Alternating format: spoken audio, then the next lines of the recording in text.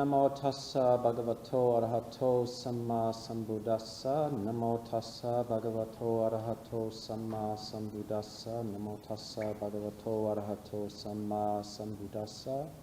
Buddhang dhammang sanghang namasami. Well, it's nice to be back in Seattle. I have a bit of history with Seattle. I've been down here on a number of occasions. Steve Willem, where is he? Yeah, there he is. He gave me a ride over here, and we have a long history going back decades. So, and I've been telling the story since I got here about one of the visits, which was arranged in, I don't know, it might have been even before 2000. It might have been 1997 or something like. It's called Change Your Mind Day, and it was in the park. And it was like almost a national thing. All across the U.S., the various Buddhist groups would organize a Change Your Mind Day, and you just go to a park and be a series of people just giving talks in the park. It was a brilliant idea, because that's the way, at the time of the Buddha, that's where they taught, in the parks. And the Buddha would be out in the park, and you'd have a conversation with the Buddha, or Sariputta, Moggallana, or some of the great disciples, and then you'd walk away with your mind changed. So, yeah, we had and those were the days before internet and all that nice video access and so forth. So we had to actually transport our bodies places, and we didn't have money for flights and stuff, so we jumped in the van. I think we were at our second monastery, which was in Princeton, British Columbia, a nice 9-hour drive from Seattle.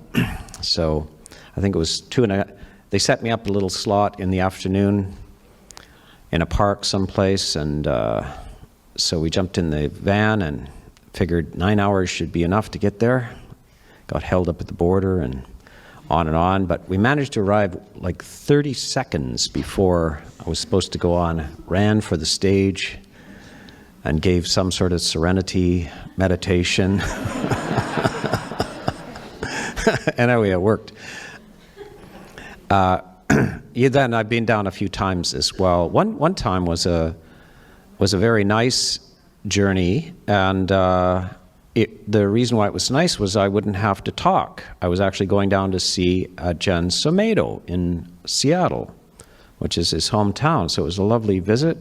You know, I spent time with Ajahn Sumedho. Of course, I was in Thailand at Ajahn Chah's monasteries, the Wat International Forest Monastery as well. And so it was going to be very nice to see him in his hometown, and the real icing on the cake was the fact that I wouldn't have to speak. I get to listen to, you know, when you're a senior monk, and especially in Canada, you're a rare being, and so wherever you go, you have to speak. And that's a bit of a burden, unless you're a ham like me. But anyway, it was nice to go there and think, now I can just sit back and watch a senior monk give a Dhamma talk. So they brought me up to sit in line, and it was at Ajahn Ritti's place in Seattle. Have you been to the Thai Wat Atam, Ajahn Ritti? So I sat down, and it was a microphone like this. I'm thinking, this is going to be so nice, just listening to Ajahn Sumedho's dulcet baritone talk about the deathless, as he always does. The doors of the deathless are open. So, of course, Ajahn Ritti handed me the microphone and said, now Ajahn Sona will speak for the next 30 minutes. And came out of my stupor. So you got to be ready at all times for this kind of situation. This is the nature of it. It's almost like a martial art, you know. You have to be do you remember some of those who have gray hair? Do you remember there was a movie called The Pink Panther? Peter Sellers as a detective in Paris. And he kept himself on tippy-toe by having his manservant, a Japanese manservant, attack him at any time without notice. And so sometimes you feel like this in the tradition. It's the forest tradition which I went to after the Sri Lankan tradition. I was ordained in West Virginia with Bhante Gunaratana. And the forest tradition has a tradition where generally junior monks don't give talks. And you have to have some seniority, and maybe if you're the second monk and you have 10 reigns and the abbot goes away, maybe you'll give a talk. But usually junior monks don't, except on one night of the year when that's the end of the reigns. And then they pass the microphone down the asana all the way down to the novices. And everybody gives a little trembling, failing, faltering, stuttering talk to reveal their vast wisdom that they accumulated during the rainy season. And it's always a semi-tragic, comic event. But the Sri Lankan tradition actually with Bhante Ji was even worse. I mean, I was like all of 2 weeks in the robes when he said, "Now you shall give a talk." So I researched something. But about 8 months in, I was invited to the Buddha's birthday in Washington, D.C., at the Washington Vihara. That is the first Theravada monastery in North America and South America. So the Sri Lankans arrived in about 1964. Bhante Gunaratana showed up about 1966 or 7 and became the second abbot of that place. And then eventually, through encouragement and beseeching from the young hippie Americans that was the 60s, they wanted to meditate. So he granted the idea that was establish a forest monastery, and that's where I arrived. That was the first Theravada forest monastery in the United States, and I came from Canada, arrived there, and I was the first one ordained there. But it was all of 8 months in the robes, and we go to the Washington Vihara, and I'm told ahead of time, you're going to give a talk. There's a whole bunch of, it's an all-day affair, something like this, but even more people packed into the place, and I prepare my talk. I'm thinking about this for days. And I've been to university and everything, had to do talks. And of course I was a classical guitarist before this, so I had to, so I've got about 8 minutes of material on loving kindness. I figured, can't miss with that. It's packed, it's sweaty, it's packed, and Ananda Metteyya, the most senior monk in the world, is going to talk in the afternoon. My slot turns out to be the warm-up act for Ananda Metteyya, the 103-year-old president, or yes, the president of the 6th Council in Burma in 1954, this kind of like massively esteemed scholar, monk, and so forth. They're going to send me up there to talk before him. Another monk who has just recently done a PhD in Harvard and is dressed in a gold silk robe, he gives the first talk, and it turns, he says, we're meeting back there, like something like the green room here. I'm with all these very senior monks. I'm the absolute junior monk. And he says, I'm going to talk on Sila. And the next monk is going to be Venerable Rahula. He's an American monk, much senior to me at the time. He ends up talking on samadhi, or concentration. So now it's my time. It's 1 o'clock in the afternoon. I notice the time. I come down the stairs. It's packed. And a professor from MIT, a lay Buddhist professor from MIT, is on the stage giving a talk on dependent origination and its relationship to probability, mathematical probability. But it's my time. And as I come down the stairs, Venerable Rahula passes me and he says, I gave a talk on samadhi and I said, you're going to talk on wisdom. There goes my 8 minutes of metta out the window. I'm descending the stairs to my execution. as he says this to me on the way past, you're going to talk to, yeah, I suppose this is the way monasticism is. This is what you're supposed to do. Be humiliated in public. And practice equanimity while you do this, you know. So, yes, that's good advice for all monastics who are present on stage. So sometimes you are humiliated in public. But so I get down there, the abbot of the monastery, and this is in Sri Lankan tradition, you know, the monks have very, very high esteem and lay people do not, especially. So he just walks up on the stage and interrupts the MIT professor in the middle of his talk and just get off. The monk's here. And he's got 8 months in the robes, so. I get up there and he whispers, he leans over to me and whispers, Ananda Maitreya will be talking at 2:30, so keep talking until then. I look at the clock, it's 1 o'clock. I have 90 minutes to see my life flash before my eyes. I have to talk on wisdom for 90 minutes before the senior monk in the entire world gets up on stage, you know.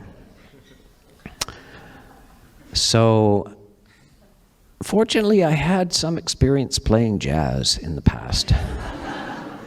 And I said, I think the first thing before we do anything is, out of compassion, you should all get up and stretch your legs and get some air, so forth. I'm playing for time. And I still don't have time to collect myself. So finally, let that drag on for a while, and then everybody comes back and I say, let's have a little bit of silent meditation as well. So let's just meditate quietly. This was what triggered me, this guided meditation. This triggered the story of this recollection. So I let this go on as long as possible, and I'm formulating anything I know about wisdom, you know. So finally, I do start talking, and I did make it to 2:30. You want to hear the story? One of the stories from the time? Yes? Yes? Okay. Well, I had to transition from samadhi to wisdom. So I don't know where I remembered this from, but there's a story. And it's about a famous yogi at the time in India. And he's very famous for going into deep, profound samadhi. It's so profound that he stops breathing for days at a time. And the king hears about this. And he says, I'd like to see this, kind of like, could we bring him to the palace and have him like demonstrate this? So he sends off messengers to this yogi. And he says, offer him whatever you want. So that the messengers go there and they say, the king would like you to come and demonstrate your samadhi in the courtyard here. And he says, why would I do that? Well, here's some money. I said, what do I need money for? You know, I'm a yogi. It comes back to the king. He's not interested. We offered him money, and he doesn't care. Well, go offer some to women. See if he likes young women. They offer him women. What do I need women for? This, They go back. He doesn't, nothing. And then they said, go back and ask him if there's anything he will do this for. And this guy, he's got one little thing. He's got a thing for horses. He's still fascinated by horses, the yogi. He says, if the king will give me his horse, his personal horse, and by the way, I mean, the king's horse is like a royal symbol, I will come and demonstrate this. So they come back and tell, he wants my horse? Like, what the? That's the royal. Okay, give him the horse. So he comes, and he says, not only will I do this demonstration, but I want you to bury me in a coffin, and I want to show you for 24 hours. the depth of my samadhi. So they dig this hole, put him in a coffin, lower him down there, and everybody's gathered around. It's just breathless. This is astonishing. This yogi buried. How is he going to do this for 24 hours? It's the depth of his samadhi. Fantastic. So they stand around for a couple hours, drinking tea and talking and so forth. Finally, they disperse, and in the middle of the night, the king dies.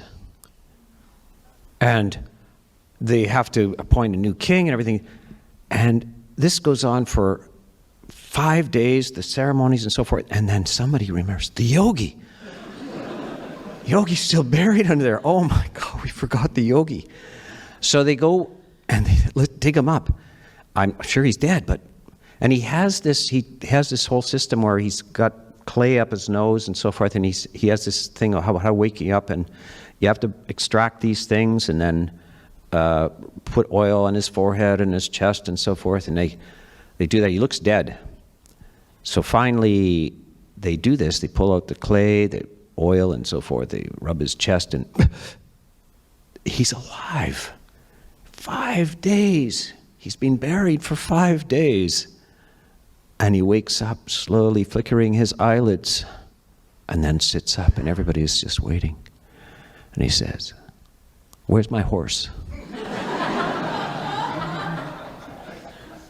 So that's the difference between samadhi and wisdom. Still not finished, right? Yeah. So that was my story. And now it's 10:30. I think I've talked my... 10:45. Oh, it's still 10:45. Thank you very much.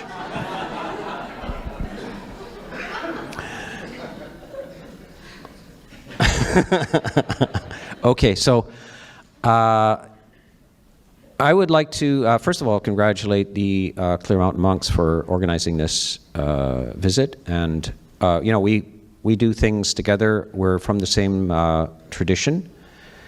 And they've done a marvelous job here. And some of you have been part of this for the last 4 years, so I appreciate their skills. And they're very unique in their capacities. Very gentle. They're gentlemen. They're really gentlemen. Intelligent gentlemen. And good with people as well, and good with organizations. And they also have reached out. They make good friends with nuns communities here, and reach out. This whole area, British Columbia and Washington State, is more or less what I would call the new Gandhara. And not everybody is familiar with this, but Gandhara was a region in what we would call Afghanistan and Pakistan now, which was a hotbed of Buddhism. You don't think of Afghanistan as a hotbed of Buddhism. But some of the largest Buddha statues in the world were there. And if you remember, sometime in 2004, there was a famous incident. The Taliban shelled these 130-foot tall stone Buddha images because they don't like images. So a fantastic area. Now this area is where a lot of cultures met. The culture of India, the culture of Greece, and Persia, they all met there.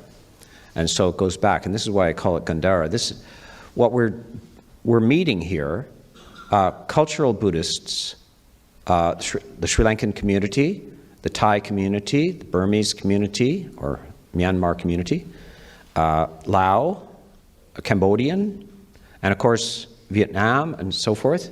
These are all ethnic communities. They bring their monks sometimes, but they also explore this new phenomenon called Western monks. We've been at it for, in modern times, since the late 1800s. There's a few Western monks coming into the robes, and we've been at it, and it's ever growing. And the sisters as well. The bhikkhunis are appearing. This is like almost like unearthing that yogi. We thought it was dead, but no, it's alive still. And so this is a remarkable time. And we are actually reproducing a period of history that's remarkable. And many people don't know about this, but it's not the first time the West met the East and appreciated Buddhism back in this Gandhara area. Fantastic meeting of the Greek culture, Persian culture, and North Indian culture met, and the Greek monks were in the robes near the time of the Buddha, and it was vast and prolific.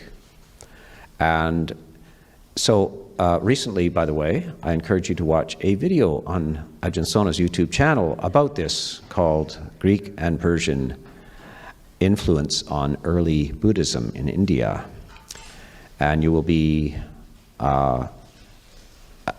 it needs to be restored. And so this phenomena that we're experiencing now, the Western monks coming and revising the culture, but still keeping all of this incredibly well-designed structures that go right back to the time of the Buddha, especially this thing called the Vinaya, the rules of conduct and behavior for monks and nuns.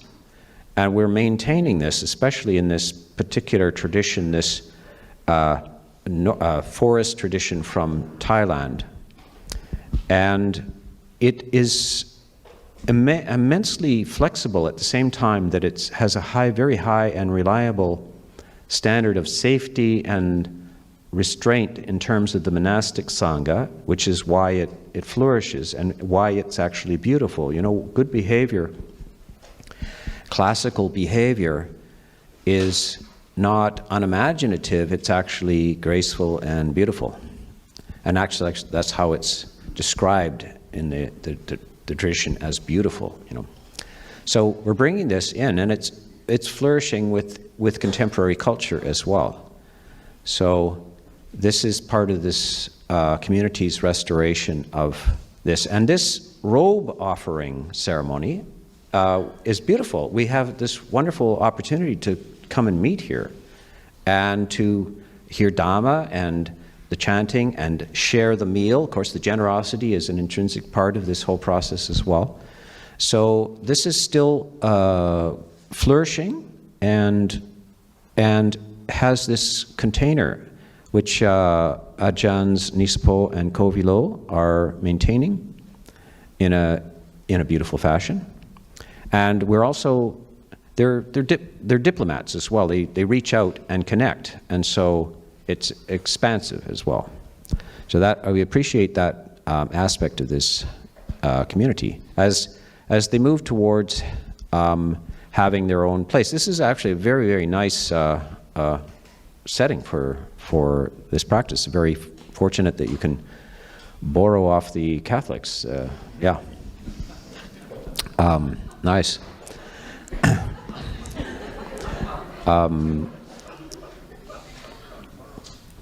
I understand also they mentioned that Ajahn Sumedho has some history in Seattle. Of course, is a big Catholic area, and Ajahn Sumedho apparently was a altar boy here when he was 11 years old. He was an altar boy. This is absolutely amazing, isn't it?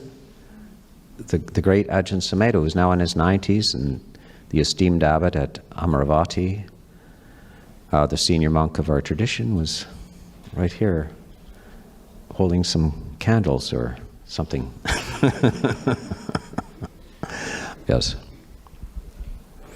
So as a theme, aside from the samadhi wisdom connection, which is not very relevant to most people's lives, but I like to speak about what is useful in your daily lives. And there are two things that are very useful, particularly for this time and this place, and this overwrought, accelerated period of history. We're at a point in history which is extremely accelerated in terms of technology and so forth. We just got our heads around the internet, and now apparently AI, whatever that is about to eat us alive. So I thought that the two themes, which I teach quite often at Birken Monastery, is that there are two aspects to keep, and that one of them is a cool head. And the cool head is now what we've produced here in the last few centuries by our focus on science, technology, and excessive amounts of information is a very hot head, a head that is immersed in continuous discursive activity. And it's so much discursive activity that it can't stay on the rails.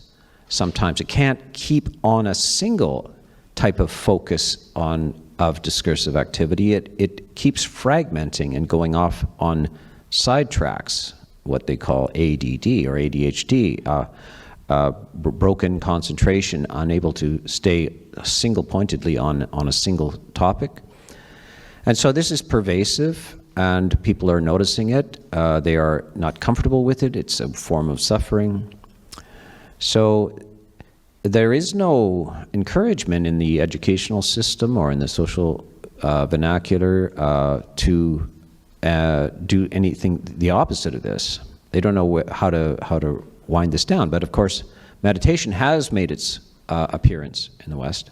Quite often the meditations that they talk about are actually just other kind of thinking processes. But to wind the mind's excessive activity down, this poor frontal cortex we have, our radiator in our car, to cool that down is to experience the value of non-discursive activity, trusting that it's not simply not doing your due diligence or your thinking projects, and it's not dangerous at all, actually, to allow the value of cooling the mind and not always involved in endless streams of thoughts is a beautiful thing. And of course in Seattle, with all this nature around, it's a very good thing to go into nature, spend some time just feeling the breeze blowing across your face, quiet, away from the noise of the news and the information overload, etc. This is what I call the cool head. And of course, come to meditation. And I do encourage, by the way, a lot of the types of schools of meditation are actually vipassana or kind of analytical types. I'm trying to restore more of a open samadhi, open, cool, less encouragement of discursive activity. And that allows you to experience, perhaps for the first time, since you were a child. I think most children have periods of time of non-discursive activity where they're just they're just being, and they're feeling the breeze against their, and they haven't gone to school yet, so they don't feel guilty about that. So this is something to become as a little child once more, actually. I'm borrowing from the New Testament, by the way. Jesus, who happened to be a Buddhist monk. Cut that out of the, edit that out, Maritam. Edit that. I didn't say that. Yes, so the cool head is extremely valuable for our particular time in history. And the second thing that's extremely valuable and you can't do without is the warm heart. So there's two parts. One is the cool head. So, and this is good advice for how to get a good night's sleep as well. Open the window, get some fresh air in the room, in the bedroom, and have a nice down comforter or vegan comforter, whatever you want. And keep your body warm right up to the neck, but keep your head out and let that be cool. And you'll find that that's the balance. That's the balance that you seek. The head itself should be cool, should not be fevered with excessive thought and the freshness of the air. But the body from here down, it loves warmth. And there's one primary emotion which gives you that warmth and which you will never feel well and complete when it's absent, in its absence. And that is what we call the safety of goodwill, of loving kindness or friendliness. That is profound, and this is the nature of friendliness itself, is that it is profoundly safe. You will feel safe in this warmth of the heart. And this is a balance, and they're not in conflict with each other at all. They work perfectly together. It is, remember that thing where on the playground where you tapped your head and rubbed your stomach at the same time? A lot of people can't do that, but you should practice. As two little activities can be done, you tap your head and rub your stomach at the same time. I know you want to rub your head and your belly at the same time, or you want to tap both of them, but no. You tap the head and rub the stomach at the same time, and they're two different things. But that's the balance. That's what works. It's that balance of this cool head and the warm heart. And my time's up. Han tamayang tamakataya sadhu karangatamase sadhu sadhu sadhu anumodami. By the way, stay tuned to Ajahn Sona's YouTube channel, and sometime in the future, within the next year, 16 talks called Cool Head, Warm Heart will appear. Highly edited, the combination of 2 10-day retreats I just gave to the Pacific Hermitage in May. So you just got a little taste of that, a little teaser of that, but there will be 16 full talks on that subject. Thank you. Sadhu.